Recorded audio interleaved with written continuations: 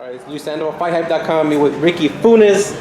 Ricky, you guys still working? You guys putting in the work? How's training camp going? Training camp is going great. I mean, we call it training camp, but we don't have a venue yet or exact date. Yeah. And they keep telling us a certain date, but I spoke to our lawyer last night, and he says hopefully today we might have an answer. So we'll see. But we're still grinding. Brandon's still grinding hard. He's looking good. Sometimes a fighter gets discouraged because they don't know when they're gonna fight. Yeah. And you gotta motivate your fighter as well. Keep him in good spirits. So Brandon right now, he comes one of those days like, I don't have a date, but he's been in the gym since last April.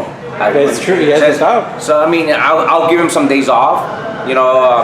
We were supposed to fight in July last year just to get an opponent, just to get him back in the groove. But the situation with his contract with Top Rank, that's true. But all that's done and done. So we got back on grinding since last July, August. I was gone for a bit. He took like 3 weeks off, back on the gym. And I'm happy that he's been committed to be in the gym every day. And I try to motivate him and let him know that you're a professional fighter. This is your job.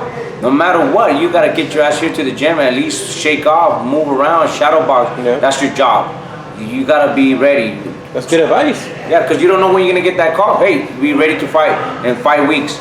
So we've been training. So just to sharpen up, that'll be great. There was their camp, Victor Ortiz camp, got upset because they heard that you guys had said that they didn't want the fight anymore, and they said, no, that's not true, we still want the fight. Did you hear anything, Ricky? I heard somebody say that, so that was a rumor.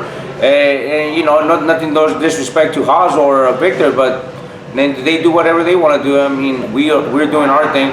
That was just a rumor that we heard that Victor needed more time. So we just spoke on what we heard, and it didn't come from us. So, I respect Coach Haas. Coach Haas is cool people. I like Haas.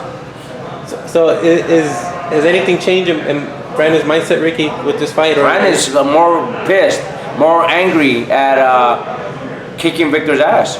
That's this prolonging this fight. Brandon's just fucking angry, and he comes here mad, and sometimes I feel like he's gonna hit me. Like earlier, you saw that with a cushion. I go, fuck, he's gonna catch me all over right hand.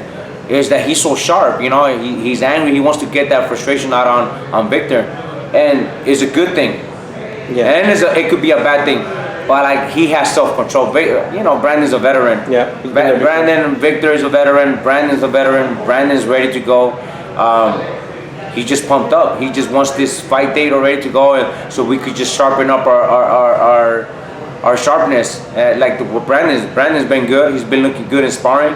I haven't had really tough sparring for him because I don't want that. I want him to go into that fight fresh. Yeah. I want him to go and have fun that night. And let's see how it works out that night.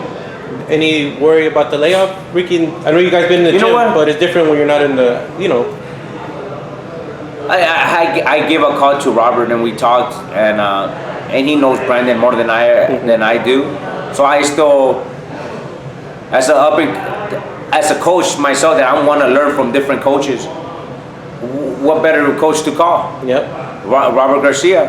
Robert Garcia knows Brandon like the back of his hand. He's been training him since he was 17 years old. So I called Robert and I go, hey, Robert, I'll just keep it short. I'm not gonna get into details. But he goes, I just asked him, how does Brandon? Sometimes there's fighters that look amazing in sparring, but when it comes to fight night, some of these fighters look like shit. Yeah. And there's fighters that look like shit in sparring, but when it comes to fight night, they look like world-class fighters. That's true. And Robert just came in, he goes, Rick, as long as you have Brandon in shape, he goes, he's a game player. He's on top of the world. He goes, just look at Acosta, look at Alvarado.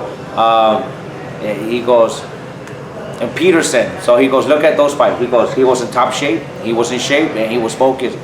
And it's funny that you just said that because we were having a talk with Joe Goosen right now about that. Joe has a lot of experience. Yeah. That's been my mentor since I was 12. Wow. And I put him to the side and I asked him for advice on what should I be doing right now on certain things. He goes, well, do this, do that, do this, do that. And we're just talking about when it comes to fight night, the fighter that has not been in shape and he opens up the curtain and ready to go outside, and he's thinking in his mind, fuck, did I run? Did I cheat? I did this, I smoked.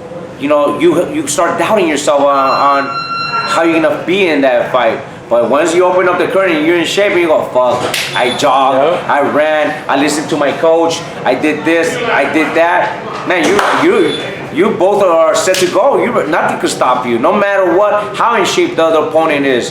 Don't matter, you're in shape, your mind is already fucking him, already saying, hey, I'm gonna kick guys' ass, that's it.